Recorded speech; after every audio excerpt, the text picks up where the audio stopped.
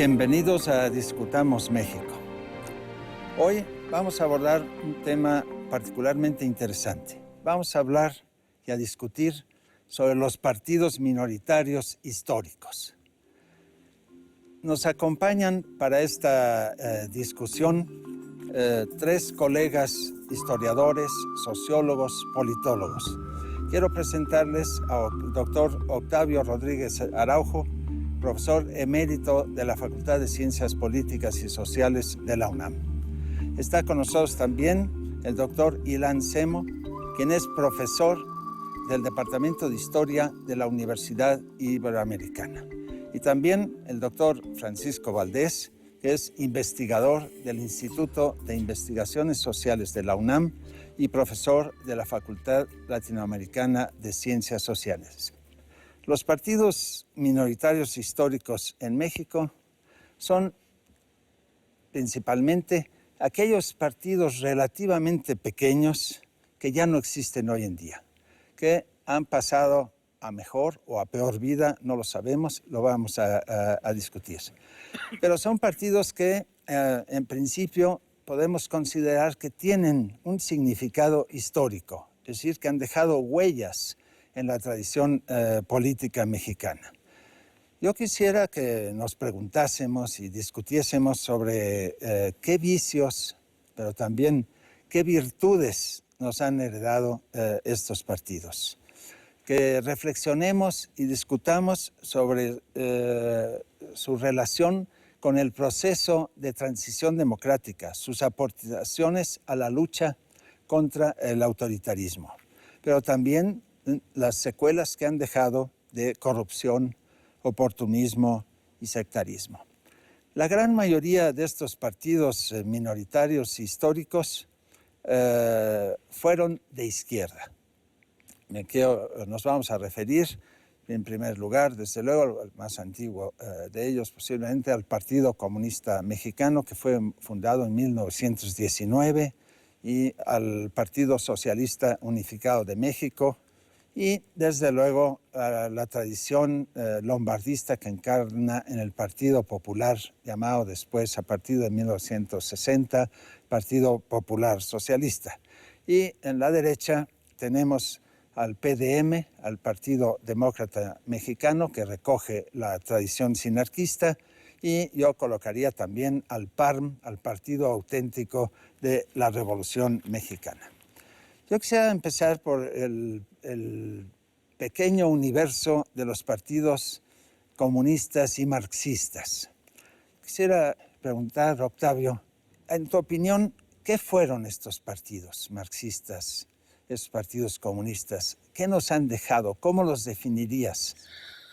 Bueno, creo que no voy a hacer historia, pero sí conviene referirnos a la Revolución Rusa y la imagen que dio la Revolución Rusa a partir de la Internacional Comunista en el mundo y la sugerencia de Lenin de formar partidos comunistas en todos los países del mundo. El Partido Comunista es consecuencia de esa iniciativa y, como tú decías, se funda en 1919. Fue un partido pequeño porque surge en un mal momento para este partido. El mal momento es que la Revolución Mexicana acababa de tener curso en México y por lo mismo cuando el Partido Comunista se plantea convertir la Revolución Mexicana en una revolución social o socialista, pues como que no es muy bien entendido esto. Entonces surge zigzagueante y minoritario.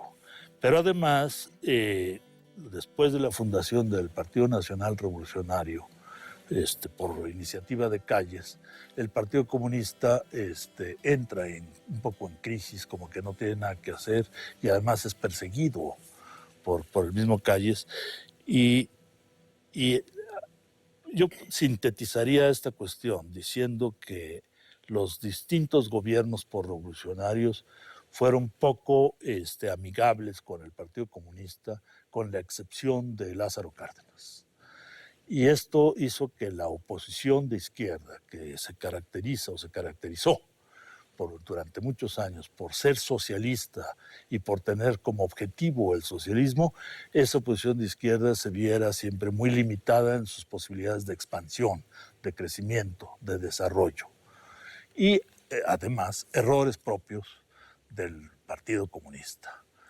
Hay un asunto que yo creo que puede fascinarnos, Francisco. Yo te quisiera preguntar, se ha dicho repetidamente que el principal impulsor de la democracia en México fue la izquierda.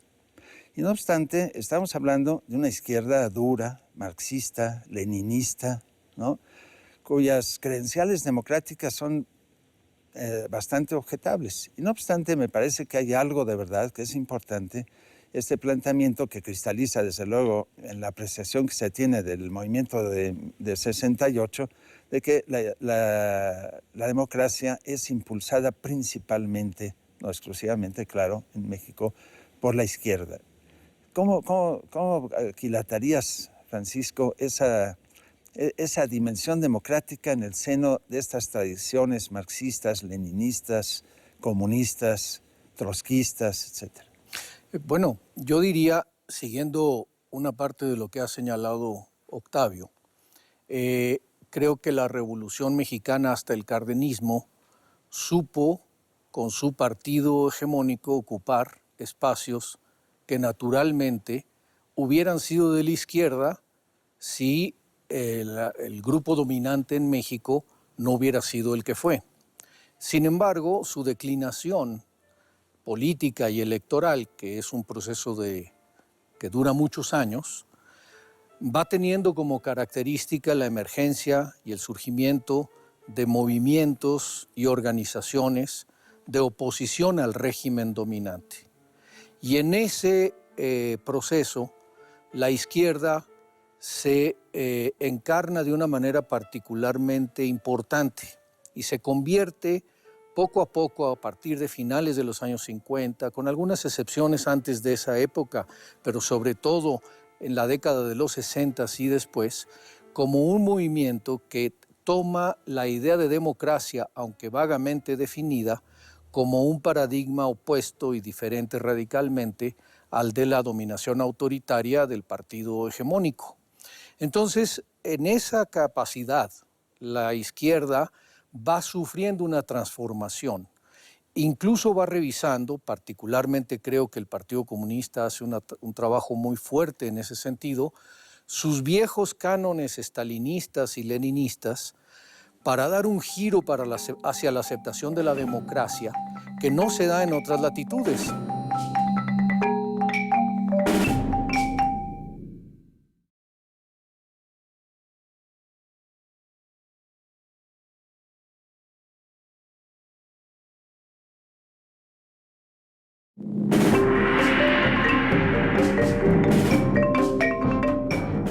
La izquierda va sufriendo una transformación, incluso va revisando sus viejos cánones estalinistas y leninistas para dar un giro hacia la aceptación de la democracia que no se da en otras latitudes. Yo recuerdo que el Partido Comunista Mexicano condena la invasión de Hungría, condena la invasión a Checoslovaquia, y se genera un distanciamiento respecto del régimen moscovita. Estamos también hablando del fin de la Guerra Fría y otros fenómenos que internacionalmente se producen, donde los partidos de izquierda se van convirtiendo en partidos nacionales cada vez menos guiados por, sea por Pekín o por Moscú. Y entonces, al adoptar posiciones democratizantes, tanto adentro de sus filas como en los países en los que actúan, en el caso concreto de México, creo que ahí hay un enganche virtuoso de los partidos de izquierda, particularmente el Partido Comunista, con la democracia. Y por último diría, cuando se inicia el proceso de gran apertura política del viejo régimen, el motivo central que está al pie de esa apertura es que no es posible seguir manteniendo a las izquierdas fuera del esquema de la representación política. porque eso significa una desestabilización del régimen y una desestabilización del país. Por otro lado, se ha dicho que prácticamente toda la izquierda, una buena parte de la izquierda, a fin de cuentas no fue sino una especie de ala radical o ala izquierda del nacionalismo revolucionario, una ala izquierda a veces externa al Partido Revolucionario Institucional, pero al fin de cuentas su flanco izquierdo. Claro que una parte del movimiento de izquierda, un partido político importante de la izquierda, el Partido Popular, después Partido Popular Socialista, que viene de la tradición lombardista y que es posiblemente el partido de izquierda que estuvo, por lo menos en sus orígenes, más cercano al movimiento obrero, es al mismo tiempo usualmente calificado como un partido pelele, un partido que era un apéndice del sistema autoritario oficial. ¿Qué significado tiene esa tradición lombardista que encarna en el PPS, el PP primero, en el PPS después? ¿Qué fue el lombardismo y qué relación tuvo con esos otros partidos pequeños a los cuales hemos hecho referencia, y sobre todo aquellos partidos que son de la tradición leninista? A fin de cuentas, Lombardo también era muy dogmático, era marxista, reivindicaba un dogmatismo y un prosovietismo muy importante. Sí, mira, el error más grave que se podría cometer es que al enunciar la palabra izquierda se piensa en un orden monolítico.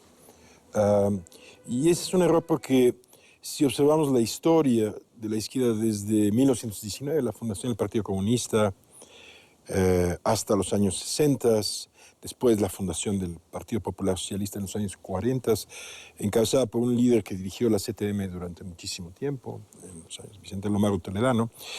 Hablar de un monolito sería pasar por encima de unas características centrales de la izquierda en la época, que es la existencia por lo menos de dos corrientes. Una que es esa corriente que viene inspirada en el comunismo, que si bien fue un resultado de lo que sucedió con la Revolución Rusa, también es un fenómeno nacional. Sin el comunismo mexicano, el muralismo, una buena parte de las concepciones sobre la sociedad mexicana y la idea de que se puede encontrar una alternativa a lo que había sido la Revolución Mexicana y su partido, tal vez de una manera esquemática y dogmática, si tú quieres, en los años 20, es inconcebible. Ahora, frente a esa izquierda que para mi gusto es autónoma del partido, de las corrientes de la Revolución Mexicana y sobre todo del Partido Nacional Revolucionario, del Partido de la Revolución Mexicana, encabezado por Cárdenas, surge otra izquierda muy peculiar, del seno mismo de lo que fueron las organizaciones que formaron el Estado de la Revolución Mexicana. Y este es ese socialismo de Estado, que es un socialismo convencido que lo esencial es apoyar al PRI para que ese Estado no tenga rupturas graves. Es decir, la idea de que el PRI podría transformarse, y la Revolución Mexicana podría transformarse en una fuerza de izquierda con el tiempo. Eso lo llevó a niveles de oportunismo verdaderamente inverosímiles. Por ejemplo, las grandes rupturas sociales, 1948, 1958, 1968, en donde movimientos sindicales, campesinos, buscan estudiantiles una organización autónoma del Estado, del mismo Partido Revolucionario Institucional, en donde esa otra izquierda autónoma que viene del comunismo, viene del trotskismo, viene en parte en los 60 del maoísmo, porque hay muchas corrientes ahí, el comunismo no es la única, muy diferenciadas. Lombardo sirve básicamente como un dique de deslegitimación para propiciar la represión contra esa izquierda. Y es interesante cómo esa versión muy dogmática del estalinismo sirve para fundar una izquierda que ve en el nacionalismo revolucionario una entidad de legitimación. Izquierda que resurge de nuevo en 1988. No en calidad del lombardismo, sino ahora del cardenismo. Claro. Vamos a hablar menos, pero el cardenismo, ese tipo de izquierda ligada al nacionalismo revolucionario, que no tiene un proyecto democrático para el país, que es una izquierda autoritaria. Mira, nada más es preciso entender que en la izquierda hay corrientes autoritarias y corrientes inclinadas hacia la democracia, sobre todo después de los años 70. Y esto es un fenómeno mundial. Si no se hace esa distinción en la izquierda, es muy difícil analizar lo que es la izquierda en su conjunto. Y el lombardismo obviamente, representó esa corriente más autoritaria. Ahora, en medio de todos estos complicados procesos, de esta fragmentación de la izquierda, de diferentes corrientes, ocurrió un acontecimiento de un tremendo simbolismo y que tuvo repercusiones internacionales enormes. Octavio, me estoy refiriendo desde luego al asesinato de Trotsky en México. ¿De qué manera crees tú que esto repercutió en la izquierda, contribuyó a estimular nuevas posiciones? Desde luego, impulsó la presencia de grupos políticos de orientación trotskista. Pero ¿qué significado tiene para ti este hecho tan descomunal y tan desgraciado? Bueno, esto que mencionas lo quiero ligar a una opinión distinta a la que aquí se ha vertido sobre el Partido Comunista. El Partido Comunista fue un calco de la Primera Internacional hasta su disolución en 1943. Y fue stalinista a partir de la muerte de Lenin en 1924. Lombard Toledano, sin ser del Partido Comunista, era stalinista también. De hecho, hay quienes han interpretado que era una especie de embajador ex oficio de Stalin en América Latina, sobre todo cuando se funda la CETAL y antes con los frentes populares. Entonces, el autoritarismo estaba presente. Y ese autoritarismo y ese stalinismo es lo que lleva a un intento de asesinato de Trotsky aquí en México, primero, donde estaba Siqueiros, y luego al asesinato en 1940.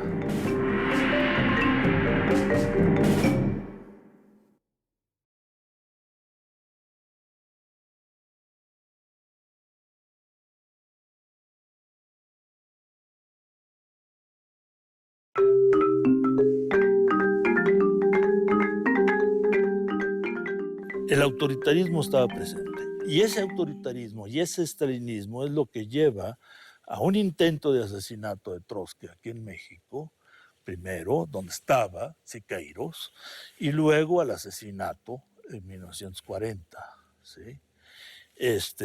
¿Por qué? Porque Trotsky era el principal opositor de la izquierda desde 1927 a Stalin. Entonces, este asesinato no es solo emblemático, tiene una razón de ser y tiene que ver con la izquierda de entonces. Quiero recordar que en el Congreso Extraordinario del Partido Comunista de 1940 se forma la Comisión Nacional Depuradora. Y la Comisión Nacional Depuradora empieza a acusar de trotskista a la mitad del partido y los expulsa. ¿Sí? O sea, es el autoritarismo pleno, ¿no?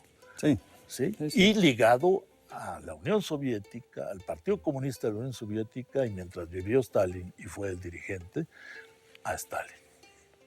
Entonces, esto no es solo emblemático, es más que eso. Es más que eso, pero de todas maneras se ha insistido, Francisco se refirió a ello, en que de alguna manera en la tradición comunista, ligada al Partido Comunista, acaba surgiendo una tendencia democrática importante, que lleva incluso al Partido Comunista a aliarse con los trotskistas para apoyar una candidatura presidencial, la de Valentín Campa. Entonces, es posible que haya habido importantes repercusiones. ¿Tú tienes otra visión del Partido Comunista, Francisco? Bueno, yo comparto algunos aspectos de lo que ha señalado Octavio y que son desde luego histórica y biográficamente innegables. A lo que yo aludía era más bien a la problemática del contexto y de la interacción entre esas fuerzas políticas y la manera como se conforma el poder en el Estado mexicano. A mí me gustaría, para contestar esto, referirme a un asunto biográfico que me parece de la mayor importancia. Cuando en el año de 1932 a 33 se discuten en el Congreso de la Unión las reformas propuestas al calor del nacimiento del Partido Nacional Revolucionario, que se funda precisamente en ese periodo histórico por Calles y el grupo que forma, que es el final triunfador de la Revolución Mexicana. Esas reformas, entre otras cosas, lo que hacen es desmontar las características democráticas del régimen político que se habían establecido en la Constitución de 1917. En ese contexto, Lombardo Toledano pronuncia varios discursos junto con otros legisladores en que señala que esas reformas son el sacrificio de la democracia en aras de la revolución, y lo dice en tono crítico. Y finalmente lo acepta, finalmente llega a la aceptación de que no hay de otra, de que no hay manera de hacer las cosas de otra manera en México. Y da un giro de ser postulador de principios democráticos a ser uno de los grandes defensores y justificadores del autoritarismo en México. Ese elemento es muy importante. Creo que el lombardismo es una de las espinas dorsales del desarrollo de la izquierda, pero al mismo tiempo del desarrollo de la hegemonía política en México, por lo que se refiere a la forma de domesticar al pueblo y de someterlo, que se rompe hacia el final del periodo clásico de la hegemonía del PRI. Es decir, se rompe hacia fines de los 50 y durante los 60 y desde luego en los años 70. Y ahí tiene lugar, sin lugar a dudas, una transformación doctrinal del Partido Comunista Mexicano que admite en su doctrina la democracia y la postula como una condición sine qua non para el desarrollo político, económico y social. Para Eso es muy importante. Sí, para agregar, Ilan, yo quisiera que juntases una reflexión crítica a esto que acaba de decir Francisco, a lo que dijo Octavio, con otro fenómeno incómodo, muy incómodo, que surgió, por lo menos claramente desde los años 60, que son los movimientos radicales de guerrilleros, maoístas, procastristas, etcétera, que también generaron, al igual que el asesinato de Trotsky, una situación tremendamente incómoda. Mira, para agregar un poquito lo de Paco, es decir, no contamos todavía con una historia legítima de todo este fenómeno que nos permita discutir y que haga progreso. Está por escribirse. Creo que es una asignatura de lo que tendría la historia crítica del siglo XX mexicano que está por escribirse. Hay, para mí, dos grandes periodos en la tradición del Partido Comunista Mexicano, su periodo estalinista y el proceso de desestalinización que comienza hacia finales de los años 50, muy gradualmente, con muchas dificultades, toma una obvia dimensión en los años 60 y en los años 70, para mi gusto, sobre todo con la gran reforma del comunismo europeo, el eurocomunismo, etcétera, y la ruptura del Partido Comunista, no la ruptura, pero las críticas severas del Partido Comunista, es otro periodo distinto. Este es el Partido Comunista en el que la idea de que la democracia es un centro fundamental del cambio lleva al partido a negociar con las fuerzas de los años 70, ni más ni menos que la reforma política del 77. La reforma política del 77 está hecha, concebida por Reyes Heroles en gran medida para abrir las puertas a una izquierda que acepta el territorio de la democracia como una forma esencial de representación y empieza a deshacerse de su tradición autoritaria. A diferencia de Lombardo, que nunca hizo esto, que murió antes, etc. Las guerrillas representan, sobre todo, no las guerrillas tradicionales mexicanas del siglo XIX y la Revolución Mexicana, es otro fenómeno. Ese campesinado que responde cíclicamente, no por motivos ideológicos, ni en aras de hacer la gran revolución con violencia, Jaramillo, etc., sino las guerrillas de los años 60, desde el ataque a Madera en adelante.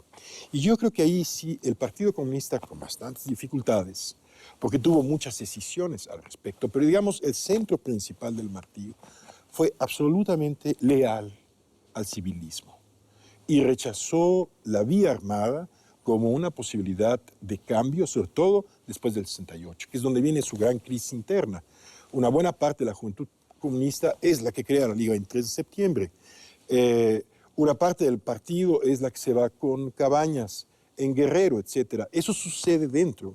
Y para mi gusto, el cuerpo central opta por la opción civil, democrática, e inicia una crítica a los movimientos guerrilleros en los años 70, no suficientemente explícita, pero sí una separación. A mí, la valoración de lo que fue la guerrilla para las transformaciones democráticas está por verse. Para mi gusto, pospuso las transformaciones democráticas.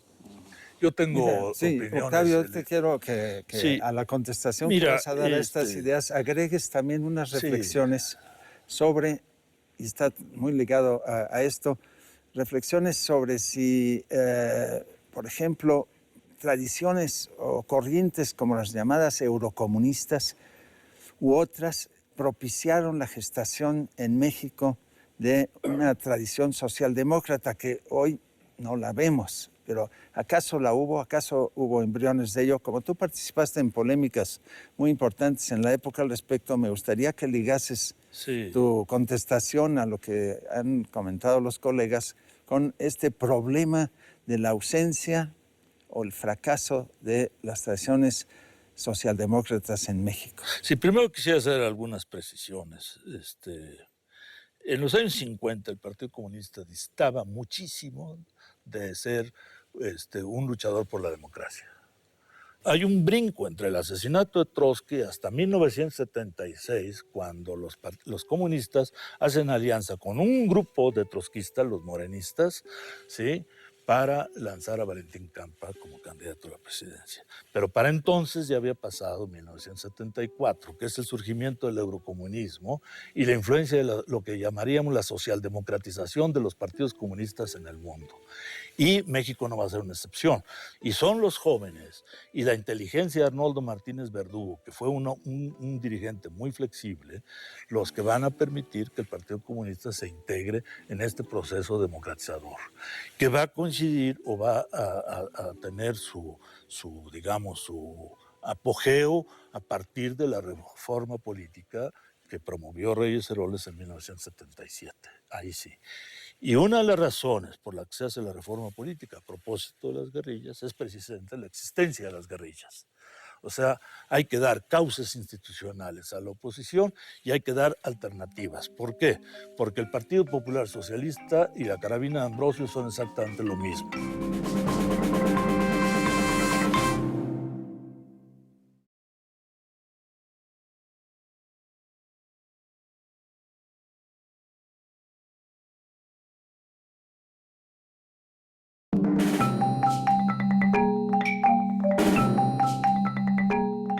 Hay que dar cauces institucionales a la oposición y hay que dar alternativas. ¿Por qué? Porque el Partido Popular Socialista y la carabina de Ambrosio son exactamente lo mismo. El Partido Auténtico de la Revolución Mexicana es todavía peor, ¿sí?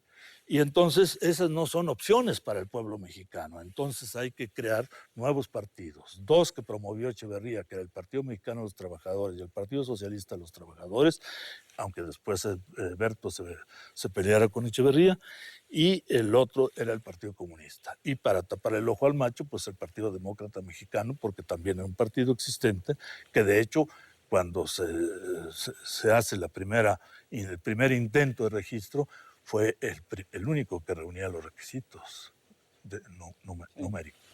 Tú, Francisco, ¿cómo verías este mismo problema, que has insistido en rescatar las vetas democráticas de la tradición comunista o de la tradición marxista en México, este fenómeno del llamado eurocomunismo y de la posible, aunque fracasada aparentemente, expansión de un espacio socialdemócrata?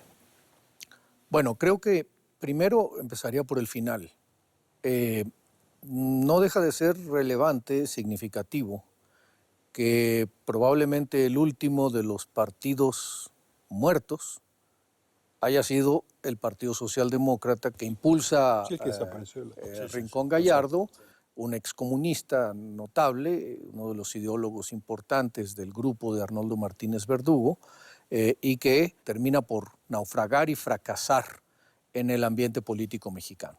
Ahora bien, el eurocomunismo y las formas de los intentos sucesivos de vincular democracia con reforma social en diferentes vertientes, que no son todas la misma. Una es la socialdemócrata, que viene sobre todo principalmente, creo yo, de los partidos nórdicos y del Partido Socialdemócrata Alemán, y el eurocomunismo, que viene más bien del el Partido Comunista Francés y el Partido Comunista Italiano, hacen esta revisión histórica de lo que ha sido el desarrollo de la lucha de la izquierda para recombinarla con la indispensabilidad de la democracia.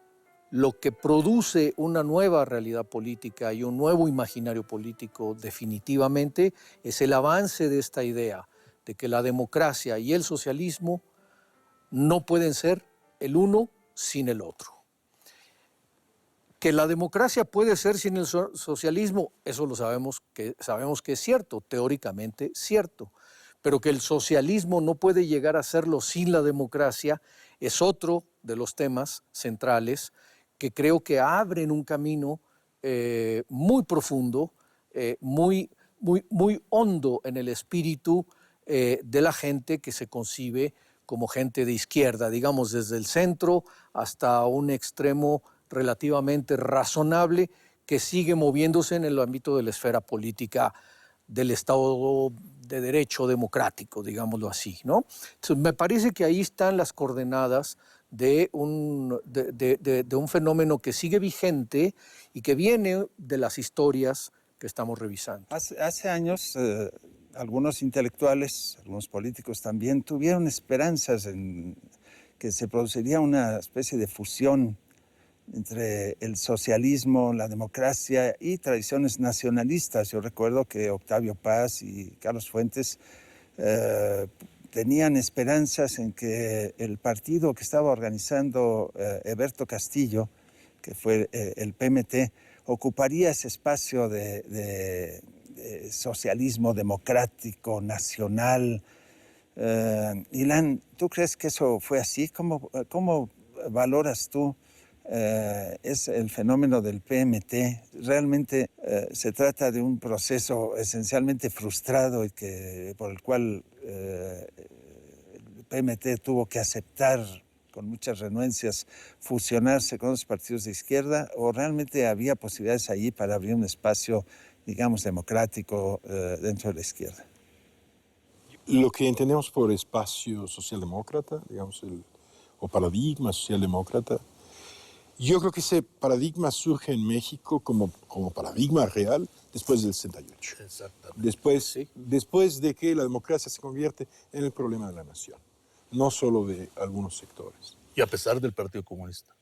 Después del 68 y a pesar del... Yo creo que todos los cambios que suceden en el Partido Comunista hacen del Partido Comunista, digamos, un espacio posible de que surja esto, que no surge. Pero no surge en ninguna parte de la política mexicana. Y no surge por la enorme resistencia, la capacidad de cobrar nuevas formas, de siempre, de no perder su tradición central del nacionalismo revolucionario mexicano. Ese es el problema. Sí, es obvio que hay un sector dentro del PRI, fuera del PRI, etcétera, que siempre muy ligado clientelarmente, corporativamente, corruptamente a las organizaciones sociales interesadas por hacer una ciudad más justa, obreros, campesinos, eso es innegable. Fueron totalmente desvirtuadas dentro del PRI. Pero eso crea dentro del PRI una corriente muy especial que se separará en 88 y que ocupa ese espacio social que esa vieja izquierda autónoma, trotskistas, los comunistas de los años 70, etcétera, la verdad es que nunca se la pudieron disputar. No, al nacionalismo revolucionario, al PRI, nunca se lo pudieron disputar. Cuando viene el desgajamiento, se crea una esfera no democrática, otra vez de la izquierda, el nacionalismo revolucionario, después del 88, para mi gusto, es básicamente un populismo que negocia con las nuevas condiciones de la democracia. Eso es todo. Pero que no cree en ella realmente, con toda profundidad. pero que tiene esa representación social. Entonces, ese espacio ha sido ocupado por una fuerza que desvirtúa totalmente el paradigma socialdemocrático, que es este nacionalismo revolucionario de izquierda. Ese es el problema. Hay una cosa muy interesante, yo quisiera que Octavio lo abordases conectándolos, si es posible, con estos temas de la izquierda, y como se nos puede comenzar a acabar el tiempo, no quisiera que dejásemos de hablar de los partidos minoritarios históricos de la derecha. Posiblemente el más importante es el que viene de la tradición sinarquista, ¿no? Y que tiene una historia muy peculiar, muy dramática, la historia del sinarquismo, pero que acaba desembocando en la fundación de un partido, del partido del PDM, el Partido Demócrata Mexicano. ¿Tú, Octavio, crees que hay un cierto paralelismo aquí en la, digamos, la domesticación de esos impulsos cuasi fascistas, rijosos, de origen agrario, de los sinarquistas, ¿no?, ligados a la Iglesia o al lado más retrógrada de la Iglesia, porque la Iglesia oficialmente rechazó el sinarquismo, con las tradiciones de la izquierda? ¿Tú crees que de alguna manera esa democratización de la extrema derecha tuvo importancia? Bueno, sí y no. La derecha también evoluciona, y la ultraderecha, por increíble que parezca, también. A veces involuciona, pero también evoluciona. El sinarquismo es producto del ala no electoral de la Legión y la Base. De ahí mismo también salen algunos panistas, que van a ser el ala electoral. Y el sinarquismo surge como una organización protofascista, ¿sí? El Salvador Abascal mismo decía que Hitler era el brazo armado de Dios, ¿no? Entonces, pero en realidad el PDM va a ser el tercer partido de los sinarquistas, o sea, ellos siguen siendo su organización, la Unión Nacional Sinarquista, fundada en 1937, pero forman tres partidos que le llaman así como brazo electoral. El Partido Fuerza Popular primero, luego el Partido Nacionalista de México y finalmente el PDM. Los dos primeros eran partidos fascistas, en un sentido amplio del término.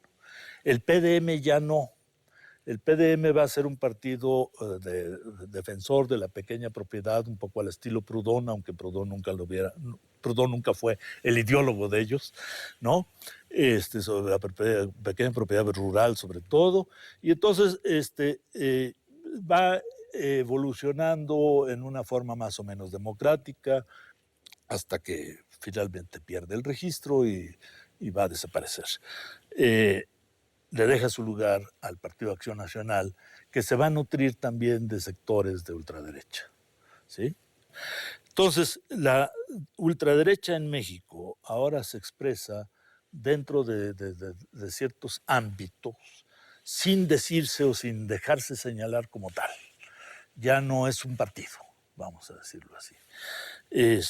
Yo quería mencionar una cosa. El movimiento del socialismo democrático, los precursores del socialismo democrático en la segunda mitad del siglo XX, como aquí se ha señalado, es el movimiento estudiantil. Y a partir con Deutscher, con el hombre unidimensional Marcuse, con Mills, etcétera, es donde y las nuevas izquierdas, pues. Y esto se va a emparejar, vamos a decirlo así, con el eurocomunismo, donde van a retomar también la parte no libertaria, pero sí democrática. Entonces, esto nada más como un detalle de precisión. Y luego el Partido Comunista pues va a entrar en la lógica del nacionalismo revolucionario. Y aquí la reflexión, tanto de Paco como de Ilan, a mí me interesa mucho retomarla. En México ha tenido más éxito el nacionalismo revolucionario que el socialismo. Y esto lo entendió Heberto. Heberto nunca fue socialista, rigurosamente hablando. Hablaba de socialismo con opales y el sustituir la hoz y el martillo por una hoz y unos nopales o alguna cosa así. Pero entendió el nacionalismo revolucionario como una corriente de izquierda que no asustaba, y así lo dijo textualmente en una conferencia, a la viejecita que entrevisté el día de ayer.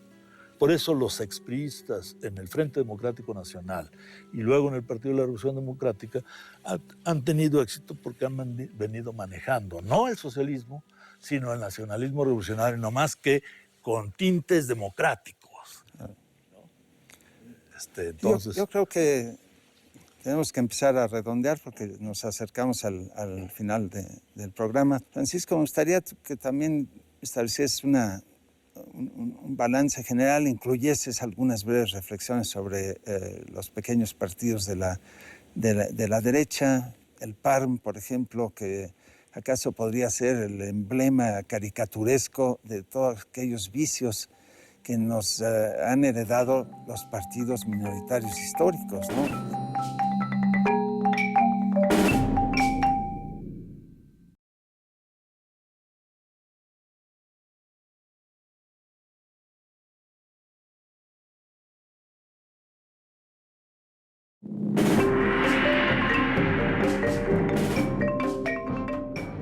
Francisco, me gustaría que también establecieses un balance general, incluyeses algunas breves reflexiones sobre los pequeños partidos de la derecha, el PARM, por ejemplo, que acaso podría ser el emblema caricaturesco de todos aquellos vicios que nos han heredado los partidos minoritarios históricos, ¿no?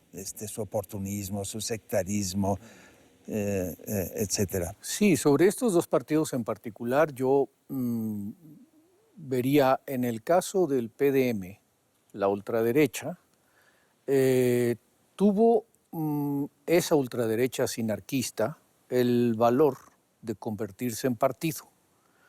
No en todas partes tiene esos arrestos. Hay lugares donde se expresa más como lo señalaba, o se expresó históricamente más como lo señalaba Octavio, sin autoidentificarse como derecha ni autoidentificarse como organización política. Yo creo que esto, a pesar de todo, fue un ingrediente saludable, es decir, identificarse, presentar sus credenciales, decir sus cosas. No digo que estuviera yo de acuerdo con ellos, ni mucho menos, no, lejos de mí, pero a diferencia de otras organizaciones que han existido y existen en México, el ejemplo de los sinarquistas en el PDM creo que por lo menos tuvo ese valor.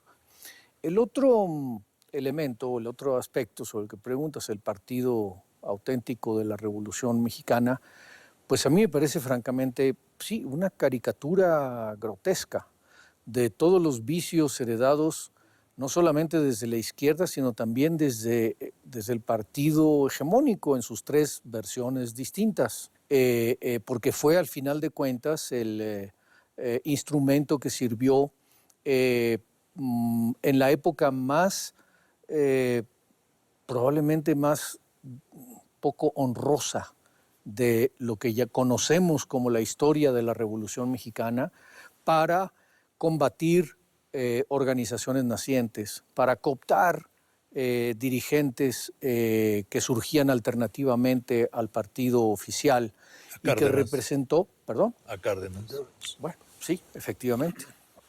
Y que representó una, pues en mi opinión, una nota francamente grotesca en el desarrollo histórico mexicano. Finalmente quisiera decir que creo que efectivamente esta idea de democracia, socialismo y nacionalismo es algo que nadie logra traducir en México en una relación productiva, en una relación estable y en una relación con visión de futuro. Probablemente porque necesariamente algunos de los términos son excluyentes, probablemente. Pero en cuanto a sus raíces históricas y su devenir, coincido con Ilan, está todavía por escribirse una reflexión profunda sobre el siglo XX y lo que estas herencias representaron en su momento y representan hoy en día para la situación política y el México actual. Aparentemente, hoy en día harían falta partidos, no sé si esos mismos partidos, no sé si de esa naturaleza, Ilan, pero ¿tú crees, Ilan, que nos hacen falta partidos o movimientos de ese tipo, de extrema izquierda, extrema derecha, hoy en día, que eso sanearía o contribuiría a sanear y a pluralizar el ambiente político? Definitivamente que sí. Y nos hacen falta sobre todo para producir eso que tiene tan poco esta democracia cada vez más en problemas, democracia apenas naciente que tenemos, que es la falta de diferenciación política de las fuerzas que la constituyen, clara. Hay que decir que esa parte extrema de la derecha mexicana tuvo una característica bien peculiar, muy parecida a la del franquismo, que es ligar la tradición fascista con el confesionalismo, cosa que en los fascismos europeos como el alemán no se encuentra. Exacto. Es muy interesante cómo el fascismo el franquismo, antes de llegar al poder, se inspira en la cristiada, en términos de estrategia, de táctica, la lee, la elabora y ve un movimiento fascista y de tradición religiosa. Bueno, esto es algo muy peculiar de la derecha mexicana, muy peculiar, y es el motivo por el cual siempre rehúye esa diferenciación política, con excepción, como dijo muy Paco, del sinarquismo, donde se mantuvo esa convicción y creaba una tensión con lo que sería la otra derecha, claro, que es más de centro derecha. Ahora el problema es que la ultraderecha está metida dentro del partido principal de la derecha, y ese anfibismo yo creo que causa mucho daño al centro derecha. La ultraderecha hoy en día no actúa a través de partidos, lo dijiste muy bien, pero de algo mucho más eficaz que partidos, que son las organizaciones que ellos llaman laicas, legionarios de Cristo, Opus Dei, que es el poder de la economía, el poder de los medios en una sola mano, etc. Sería extraordinariamente saludable una partición política de esas posiciones, sobre todo para el centro derecha, si quiere recuperar alguna vez la posición del centro. La están arrastrando esas organizaciones a una posición cada vez más difícil, ¿no? Y en la izquierda el problema se presenta de otra manera, por supuesto. Pero sí es preciso, y yo creo que las cosas seguramente irán hacia allá, que esa expropiación que hizo el nacionalismo revolucionario de la izquierda autónoma en el seno del PRD, etcétera, que, como hemos visto, yo creo que los conflictos dentro del PRD y de otras organizaciones surgen precisamente de la existencia de dos tipos de izquierda, que veremos si gradualmente se separan políticamente o no, pero en áreas de solidificar la diferencia que requiere el proceso democrático, de diferenciación, identificación política, yo creo que sería muy saludable. Bueno, compañeros, se nos ha acabado el tiempo. Agradecemos a todos los que han estado siguiendo nuestra discusión. Me despido de ustedes. Hasta pronto.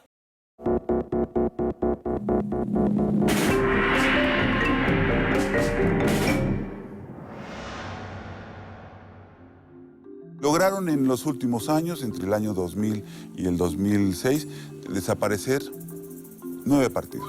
Quieren jugar con la idea de que son muy caros y por eso es cara la democracia. Hay partidos que nos incomodan, porque sabemos que son partidos negocio. Antes había partidos paraestatales, ahora hay partidos para priistas, para perredistas, para panistas. Es elemental que un partido político, pequeño o grande, no solo sea fiscalizado, sino que esté obligado a rendirle cuentas a sus electores y a rendirle cuentas además a quienes pagamos impuestos. Si queremos combatir la negligencia, la ineficiencia de los partidos, la corrupción, no es cerrando el sistema y diciendo no a la diversidad. Está en otro lugar el tema, que es el lugar efectivamente de las reglas del juego, del dinero en la política, de todo lo que eso significa.